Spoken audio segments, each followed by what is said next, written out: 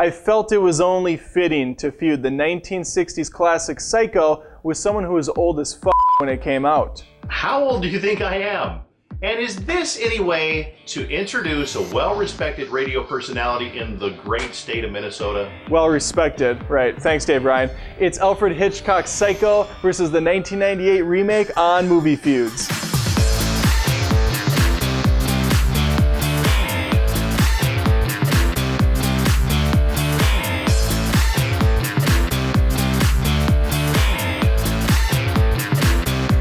So what kind of hipster douche chooses to willingly defend this mediocre 1998 film? Someone who was potentially forced into doing this episode, and also someone who can look past the nostalgia and enjoy this updated retelling with some fantastic new actors, such as Anne Heche taking the reins as Marion Crane.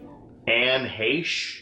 That was the best they could come up with? 6 Days, 7 Nights, Anne Heche? Volcanoes, Anne Heche? What the hell are you getting at? You know damn well what I'm getting at. She is a bottom-tier actress compared to the legendary Janet Leigh. As a matter of fact, she is a bottom-tier actress compared to Amanda Bynes. Janet Leigh gives a terrific performance, but Anne Heche takes it in an entirely different route. Where Leigh is more aloof and even remorseful, Heche's Marianne is aware of her situation. She can tell something is off with Vince Vaughn's Norman Bates. Well, of course she can. Vaughn does his impression of Bates with all the subtlety of a shark with a laser beam attached to his head. And you can also tell that he's batshit crazy from the first moment that he does that little giggle of his, and he's also the size of a small train, which kind of takes away from that boyish charm and innocence of the superior performance of Anthony Perkins. He's definitely more threatening, but is that a bad thing? Vince Vaughn did a commendable job removing himself from what people usually see, a fast-talking frat boy persona, and in his place was a disturbed, kind of dark individual. Commendable, yes. Better, not even close. 1998 doesn't stop with the leads, though. There's a star-studded cast at play here, with Julianne Moore stepping up as Marion's sister Leela. Then there's Viggo Mortensen as Sam Loomis, finding any excuse he can to keep that t-shirt popped. I can't understand a word that he says in this performance. No sword, no interest. Oh, he's packing a sword, perhaps just not the one you're interested in. Perhaps. I'm referring to his penis. No, yes, I get it. John Gavin plays this part much better because I can understand the words that he speaks. Well, Dexter Morgan's dad's in the 98 version, along with William H. Macy absolutely destroying it as Private Detective Milton Arbogast. All right, I'll give you Macy, but only out of pity. As a respected air personality, I feel it's my responsibility to extend the olive branch from time to time. It's the same thing. I feel like I'm taking crazy pills. I invented the piano key necktie. I invented it.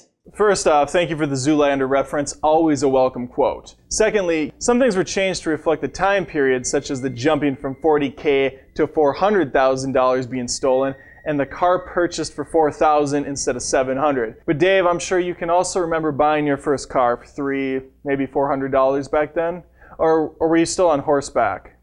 You were probably still on horseback. Gather round, children. Let me tell you the story about how a guest feuder beat the living hell out of the host. Now, don't forget for a moment, Adam, that I am in the same state as you. I'll look forward to that future beating once you get your rascal charged up and ready for highway travel. Until that time, let's get down to brass tacks. The story is virtually unchanged, except for some small touches here and there. Or large touches, if you're Vince Vaughn. Referring to the masturbation shot in the new flick, yes, it was a bit overdone, but it does really showcase how messed up Norman Bates really is. At this point, the audience had no idea he was a lunatic.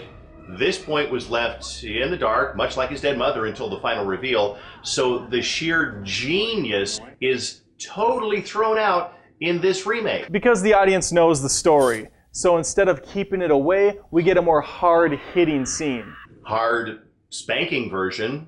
Good, yes. 98 Psycho is also a bit more jaded, almost poking fun at the old-fashioned nature of the original. Lines are kept the same, but the delivery is very tongue-in-cheek, particularly when speaking about marriage and adultery, which were very taboo topics in the 60s, or so I'm told from history textbooks. You can, of course, clarify all of this, Dave, as you were around 40 at the time of the release. You know, I tried searching for your name on Google, but I only found a bunch of YouTube comments calling you things like, motherfucker, bag, asshole probing shaver who's going to keep his own asshole while playing with his until he's dead in the ditch. That's actually one of the nicer things I've heard in a while. It's no secret that the great Alfred Hitchcock had ambitious ideas, but limited technology. So things like long continuous shots and certain pans were not possible at the time, and were instead faked by stringing multiple angles together. He also shot in black and white to get around the censors, and not just because it seemed like a more gripping idea. These things were all fixed in the '98 version, giving us a more seamless presentation. Black and white was definitely intentionally used to kind of just creep us out and bring us into this twisted tale that they contrived. The red herrings, the iconic shower scene. I mean, the whole time we're supposed to be worried about the money, but it's not until the third act that we realize this movie's not about the money at all. It's not even about Marion Crane. The movie's about Norman Bates. We were duped, but we don't find out until 2/3 of the way into the film. Some of these moments are made all the more thrilling when color enters the fray. The rain pouring off the car window, the blood swirling down the drain, all gain an extra bit of emotion thanks to the simple use of the rainbow. Better. Psycho is one of those movies that's taken to epic status, partly by a spot-on soundtrack. The score that you hear repeated several times throughout the movie is perfect, composed by a guy named Bernard Herrmann. Agreed, and it's also basically unchanged. Danny Elfman re-recorded the original score, so there's not much worth debating on this topic. It's a very memorable piece of music, and it transports you back to that Bates Motel anytime it's heard. If you haven't seen the original Psycho, I highly suggest it. Is it going to blow you away? Not in the slightest. But it did upon arrival, back in those theaters, back in the 60s, to audiences everywhere. A smart twist and great performances, once again brought out by a brilliant director, make it a movie that stands the test of time. You are supposed to be defending the remake. Right. The 1998 Psycho was really harshly received when it hit theaters, staying around 35% on Rotten Tomatoes, a couple Razzie Awards given out to Anne Hesh and the director. Is it justified? I'm asking you that question. I just like rocking back and forth.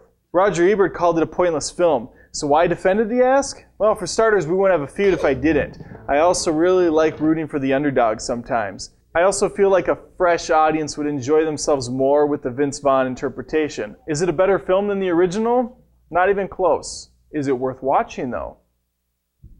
Meh. Spoken like a true debater. Well said. Certainly not my best, but unlike you, I haven't been publicly speaking since the fall of the dinosaurs. Why don't you talk a little bit longer now? Tell the audience where they can hear more of your beautiful, luscious, sexy, sultry voice that I have to hear every time I go to work in the morning on the radio. Hey, thanks for having me on. I haven't been on a douchier show on YouTube in ever. We are on iHeartRadio all over the country, 101.3 KDWB, the Dave Ryan Show channel, also on iHeart, and on terrestrial radio on 101.3 KDWB in Minneapolis. There you go, another Feud Nation request brought to you just in time for Halloween. More than just reviews, this is Movie Feuds. Seriously amazing what some people have called you in the comments. I mean, frightening even. Trick without the treat, you could say. Scary doesn't even begin to describe the hate on this channel. They hate your guts. I mean, to them, you are a giant piece of shit. You're a wart on the scrotum of America, not even America, of like a third world country like Canada. You're a wart on the scrotum of Canada. You giant you. Can we cut him off? Just shut it down.